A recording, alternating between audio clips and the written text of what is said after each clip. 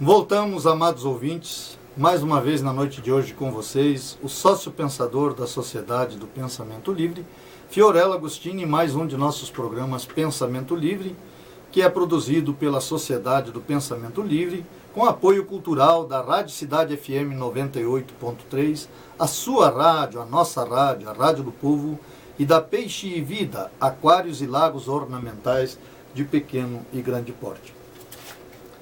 Prosseguindo aqui com a questão da diversidade, quando o artigo que li anteriormente nos coloca a seguinte indagação: qual a importância e as respectivas vantagens da diversidade humana? Ora bem, sermos diferentes traz vantagens inerentes, sendo uma delas a aceitação pelo que é diferente. Nem sempre isso acontece, é verdade, mas pelo menos deveria acontecer. Aí ele nos coloca, alguns grupos, como as minorias dos imigrantes, dos homossexuais, pobres, que são alvos de desrespeito pela diferença e assim por diante. Por fim, ele nos coloca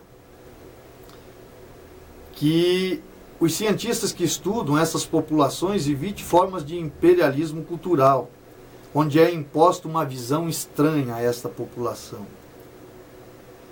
Para desenvolver as nossas capacidades e potencialidades enquanto seres humanos autônomos e livres, necessitamos de crescer e de viver em meios que nos permitam exercer e praticar estas capacidades de autonomia e de liberdade.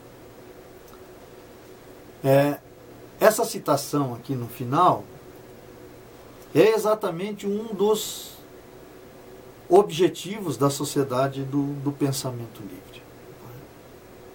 Por isso que nós às vezes dizemos, a Sociedade do Pensamento Livre de fato é uma cooperativa de pensamentos antagônicos. E a ideia não é universalizar o pensamento. Não é isso. Como eu citei anteriormente, eu acho que a diferença agrega, como está colocando muito bem o artigo, agrega saberes, E talvez o primeiro e o mais difícil seja esse, que temos que conviver com as diferenças, exercitar isso cotidianamente, nos treina de certa forma para esta possibilidade cada vez mais real, porque isto é inevitável. Nós sabemos que as pessoas não abrem mão de suas culturas, de seus conceitos que vêm há décadas ao longo dos anos. Então o que nós temos que fazer? É tentar conviver com isso. É tentar estabelecer uma convivência pacífica dentro deste contexto. E aí eu volto a frisar. É sempre que se pensar que eu tenho a liberdade de acreditar no que quero, fazer o que quero, mas com a percepção do resultado desta liberdade, ou seja, o que isto agrega ou o que isso interfere com a vida do semelhante. Porque, volto a frisar, a minha liberdade termina quando começa a do outro, isso é real, No entanto, é interessante a gente alertar nesse sentido, Você está certo dentro das suas convicções, mas divida com seus iguais as suas convicções, porque elas não são parte dos meus conceitos, E isso se dá em tantos segmentos como eu coloquei aqui. Eu penso que, de certa forma, se nós não vigiarmos, no sentido mais pleno da palavra, a individualidade, dificilmente nós vamos ter um coletivo harmônico. Porque a tendência mais natural da desarmonia coletiva, ela é uma sucessão de necessidades, ao meu modo de ver, individualizadas. Ou seja, o indivíduo tem dificuldades nesse enfrentamento da vida cotidiana. Dificuldade de se situar dentro de um contexto religioso, dentro de um conceito social mais justo, etc. E aí, às vezes, ele radicaliza. Vai por esta ou aquela opção, e às vezes deprecia a própria vida em detrimento de um coletivo não tão adequado quanto deveria ser. Então eu penso que essa questão que a gente fala tanto aqui nos nossos programas e que tenta difundir tanto através da Sociedade do Pensamento Livre, a ideia da interiorização humana, desta avaliação pessoal mais constante, de forma mais frequente, no sentido de eu estabelecer efetivamente uma noção mais precisa a respeito de mim mesmo, do que eu gosto, o que eu penso, o que eu acho, o que é a vida para mim, quais são as coisas que eu julgo que são importantes no aspecto do meu viver.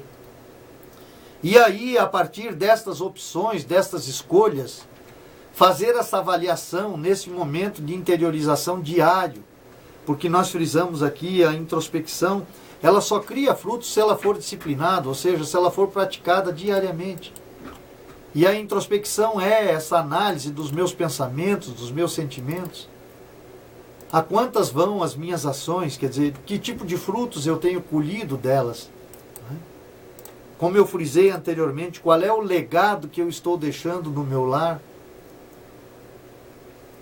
A minha ação, o meu comportamento, a minha crença, a música que eu escuto, o que ela produz nesta primeira sociedade chamada lar.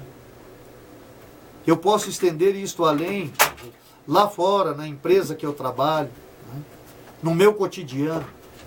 Que frutos eu estou produzindo através da minha ação?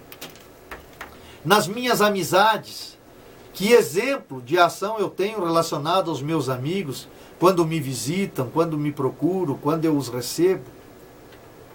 De que forma eu ajo como um amigo? Não ele. Veja bem, a responsabilidade está sempre voltada para mim, para o sujeito eu. Que tipo de ação? O que eu produzo? Qual é a mensagem que este amigo que me visita leva de mim, do meu lar, da minha pessoa?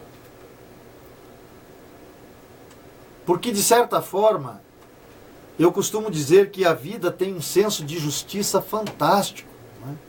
São aqueles chavões tão comuns, né? Cada um colhe o que planta.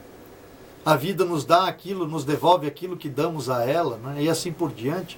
E isso está dentro de um grau de realidade tão grande, porque é verdade, de fato. E eu penso que aí, como eu disse anteriormente, a vida não é feita para ser vivida só para mim, interiormente para mim, mas sim para produzir algo para fora, porque é impossível se ter alguma coisa sem se produzir nada, como coloca muito bem São Francisco, é dando que se recebe, é amando que se é amado e por aí vai. Então, que tipo de legado o meu comportamento deixa na sociedade que eu vivo? Que tipo de legado eu deixo através da minha crença, seja eu cristão, seja eu budista, enfim, tenha eu a religião que tiver, ou a seita que tiver? Que tipo de comportamento dá demonstração nisso? Dá demonstrações disso? Eu escuto muito se falar em Deus, Deus, Deus, as pessoas falam em Deus, mas nem sempre a ação dessas pessoas é condizente. Porque há que supor-se que se existe um Deus, ele deve ser bom, e o que emana dele é o bem.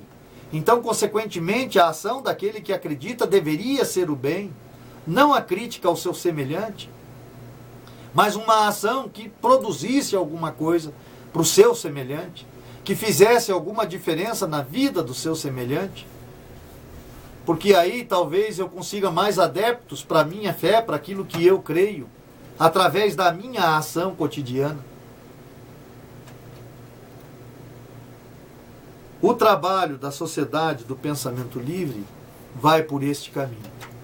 Um caminho de conscientização individual de cada um de nós, com a nossa liberdade de viver, de agir e de pensar, que, como eu disse anteriormente, sempre pressupõe resultados. Consequentemente, esses resultados, quando avaliados, é que vão estabelecer qual é o grau de responsabilidade relacionado a este grau de liberdade que a vida tão gentilmente me dá. Nós vamos a mais um breve intervalo e voltamos para o último bloco da noite de hoje.